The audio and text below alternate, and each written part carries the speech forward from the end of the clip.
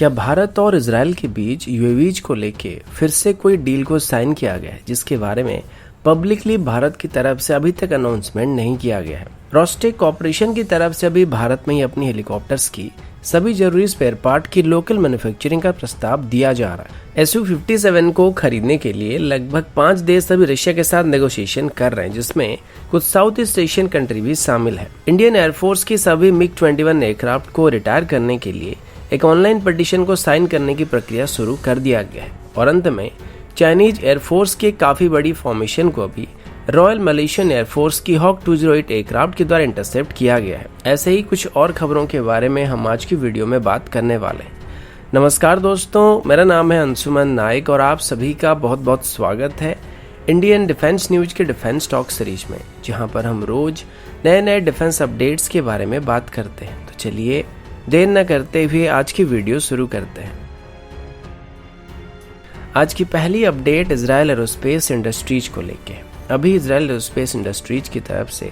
Officially confirm किया गया है, उन्होंने अभी किसी देश के साथ लगभग $200 मिलियन का कॉन्ट्रैक्ट को साइन किया है। और ये जो कॉन्ट्रैक्ट अभी साइन किया गया है, इसके अंदर वो मेनली ड्रोन रिलेटेड सर्विस को प्रोवाइड करने वाला है। अब ये कॉन्ट्रैक्ट किस देश के साथ यहाँ पे साइन किया गया था ये बताया नहीं गया है, लेकिन जहाँ तक उम्मीद है कि ये भारत के साथ ही हो सकता है, क्योंकि हाल ही में भारत इजराइल से हेरॉन ड्रोन्स को लीज पर लेने की बात सामने आई थी और साथ ही अपने पुराने हेरॉन ड्रोन्स को अपग्रेड करने के लिए भी भारत अभी इजराइल के साथ बातचीत कर रहा था। और लाइन ऑफ एक्चुअल कंट्रोल के हालात को देखते हुए अभी सर्वेलेंस को और ज्यादा मजबूत करने की कोशिश भी किया जा रहा है, जिस वजह से ड्रोन्स भारत के लिए भी काफी मायने रखने वाले हैं। इसी साल की जनवरी में शायद इजराइल एरोस्पेस इंडस्ट्रीज की तरफ से अनाउंस किया गया था कि वो अभी किसी एशियन कंट्रीज को ड्रोन को सप्लाई करने वाले थे और इसके एक महीने के बाद यानी कि फरवरी में ये सुनने को मिला था कि भारत अभी इजराइल के साथ $200 मिलियन की कीमत में कॉन्ट्रैक्ट को साइन कर रहा था, जिसके अंदर भारत हेरॉन ड्रोन को लीज पर लेने वाला था। इसके अलावा वियतनाम की तरफ से भी हेरॉन ड्रोन्स को खरीदने की कोशिश किया जा रहा था। तो अगर ये भारत नहीं होगा तो ये वियतनाम हो सकता है, जिसके साथ अभी इजराइल एरोस्पेस इंडस्ट्रीज की तरफ से ये डील साइन किया गया होगा। अगला अपडेट रशियन हेलीकॉप्टर्स को लेके। आप सबको पता होगा कि पिछले 2-3 सालों से भारत और रशिया के बीच कामोव के Tu-260 हेलीकॉप्टर को लेके एक डील पेंडिंग पड़ा हुआ है, जो कि अभी तक फाइनल नहीं हुआ है। अभी रशियन हेलीकॉप्टर्स की तरफ से बताया गया कि वो जल्दी से इस डील को भारत के साथ फाइनल करना चाहते हैं और वो अभी अपनी प्रेजेंस को भी भारत में बढ़ाने की कोशिश करने वाले हैं। इसके बारे में बात करते हुए रोस्टेक ऑपरेशन के डायरेक्टर अलेक्जेंडर मिकेव ने बताया कि वो अभी Tu-260 हेलीकॉप्टर की लोकेशन को लेकर अभी सबसे ज्यादा प्रेफरेंस दे रहे हैं। अभी चाइनीज रायते की फैलने की वजह से थोड़ा सा डिले हो रहा है, लेकिन जैसे ये सब सेटल होगा तो उसके बाद सबसे पहले Tu-260 हेलीकॉप्टर की डील को लेके भारत के साथ नेगोशिएशन वगैरह किया जाएगा और इसको कंप्लीट करने की कोशिश की जाएगी।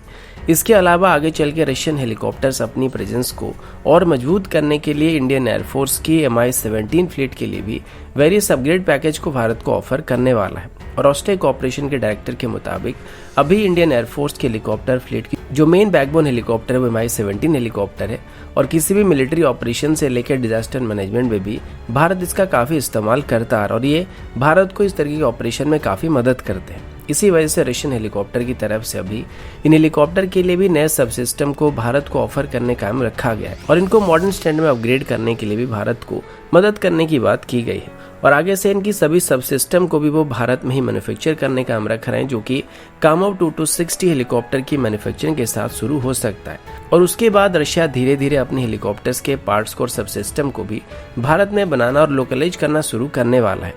जिससे इंडियन एयरफोर्स की तरफ से ऑपरेट किए जाने वाले हेलीकॉप्टर्स को बेहतर सर्विस और सपोर्ट को प्रोवाइड किया जा सकेगा। और मेरे हिसाब से पिछले कुछ सालों से भारत की तरफ से एयरक्राफ्ट या किसी भी इक्विपमेंट खरीदने से पहले उनकी आफ्टर सेल सर्विस और मेंटेनेंस को ज्यादा अहमियत दिया जा रहा है और शायद ये बात अभी रशिया को समझ में आ गया है, जिस वजह से वो पहले से इनको लोकलाइज करने की बात भारत के साथ कर रहे हैं, ताकि आगे चल के भारत को यह एहसास हो जाए कि इन हेलीकॉप्टर्स को लेकर भारत को फ्यूचर में भी रशिया बेहतर सर्विस को प्रोवाइड करने वाला है। अगला अपडेट रशिया की 5th जनरेशन एयरक्राफ्ट को लेके।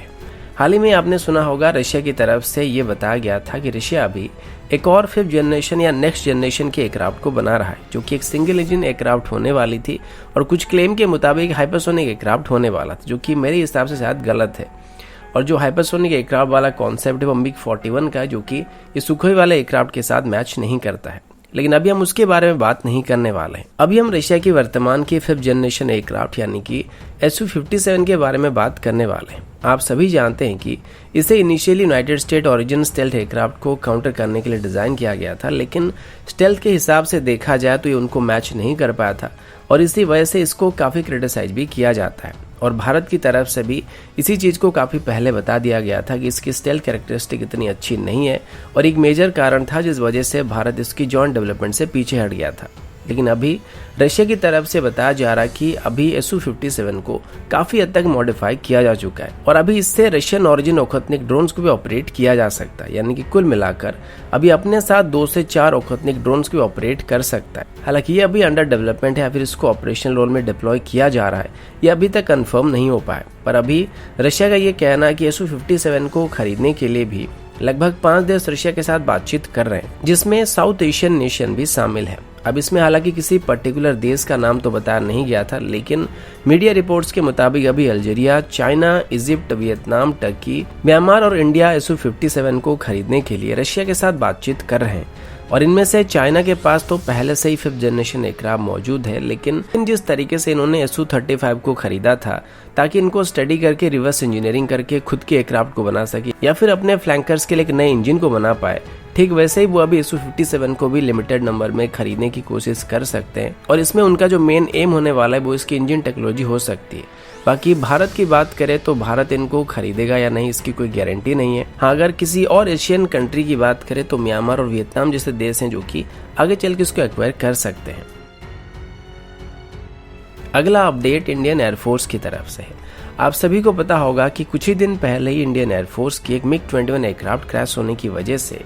हमारे एक स्क्वाड्रन लीडर रैंक के ऑफिसर को हमने खो दिया, जिनका नाम स्क्वाड्रन लीडर अभिनव चौधरी है। और इसके बाद आपने देखा होगा कि इंडियन एयरफोर्स की तरफ से इनको ट्रिब्यूट देते हुए खुद इंडियन एयरफोर्स के चीफ ने भी MiG-21 एयरक्राफ्ट में एक सॉर्टी किया था। लेकिन इसके बाद इंडियन एयरफोर्स का ये कहना था कि हादसे तो होते रहते हैं, लेकिन इसके बावजूद भी इंडियन एयरफोर्स अभी भी MiG-21 का इस्तेमाल करना चाहता है क्योंकि एक अच्छा एयरक्राफ्ट है। लेकिन पिछले कुछ महीनों में ये तीसरी बार था जब हमारा एक MiG-21 एयरक्राफ्ट क्रैश हुआ था और बाकी पहले की डाटा नहीं देखा जाए तो ही बेहतर है। इसी वजह से डिमांड करना शुरू किया गया था कि अब MiG-21 को कम्प्लीटली रिटायर कर देना चाहिए। लेकिन जब इंडियन एयरफोर्स की तरफ से अभी भी इसको ऑपरेशनल रखने की स्टेटमेंट दिया जा रहा था, तो इसके बाद स्क्वाड्रन लीडर अभिनव चौधरी के कुछ दोस्त अभी MiG-21 के खिलाफ एक मोर्चा निकाले हुए हैं और उनका डिमांड ये कि इसको अभी पूरी तरीके से इंडियन एयरफोर्स से रिटायर कर देना चाहिए, क्योंकि अगर इसको आगे भी इस्तेमाल किया जाता है तो ये आगे भी क्रैश होने वाला है और इससे हमारे बेशकीमती पायलट जो हैं उनकी जान को खतरा है। इसी वजह से इसके लिए एक ऑनलाइन पिटीशन को साइन करना शुरू किया जा रहा है और इसको अभी लगभग 15,000 लोग साइन कर चुके हैं।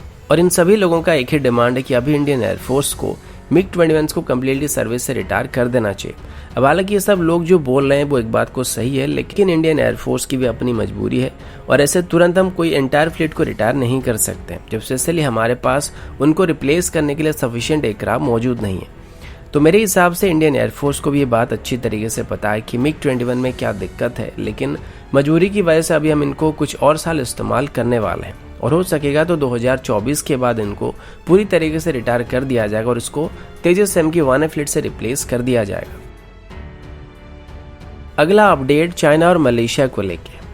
तो मलेशियन मीडिया रिपोर्ट के मुताबिक कल रॉयल मलेशियन एयरफोर्स और चाइना की पीपल लिबरेशन आर्मी एयरफोर्स के बीच ऑलमोस्ट एक आमना सामना हो गया था और ये कोई छोटी मोटी नहीं बल्कि काफ़ी बड़ी इशू बनने वाला था, क्योंकि कल चाइनीज एयरफोर्स के लगभग 16 एयरक्राफ्ट मलेशियन एयरफेस में घुसपैठ कर गए थे और लगातार मलेशियन एयरफोर्स की एयर डिफेंस सेंटर की तरफ से वार्निंग देने के बाद भी वो कोई भी रिस्पांस नहीं दे रहे थे और टैक्टिकल फॉर्मेशन को मेंटेन करते हुए सारावक की तरफ बढ़ते जा रहे थे। रॉयल मलेशियन एयरफोर्स की तरफ से बताया गया कि कल 16 चाइनीज एयरक्राफ्ट को सी लेवल से लगभग 23,000 से 27,000 फीट के बीच एक टैक्टिकल फॉर्मेशन में उड़ान भरते हुए स्पॉट किया गया था। लेकिन जब वो मलेशियन एयरस्पेस में घुसपैठ करने लगे तो उनको सबसे पहले रॉयल मलेशियन एयरफोर्स की तरफ से वार्निंग दिया गया था कि वो मलेशियन एयरस्पेस में घुसपैठ कर रहे हैं। लेकिन जब वो बिना रिस्पॉन्स दिए ही आगे बढ़ने लगे तो रॉयल मलेशियन एयरफोर्स की तरफ से उसके बाद अपनी हॉक 208 फाइटर जेट को स्क्रैम्बल किया गया था और उसके बाद जो चाइनीज एयरक्राफ्ट थे वापस जिस दिशा से आए थे उसी दिशा में वापस चले गए थे।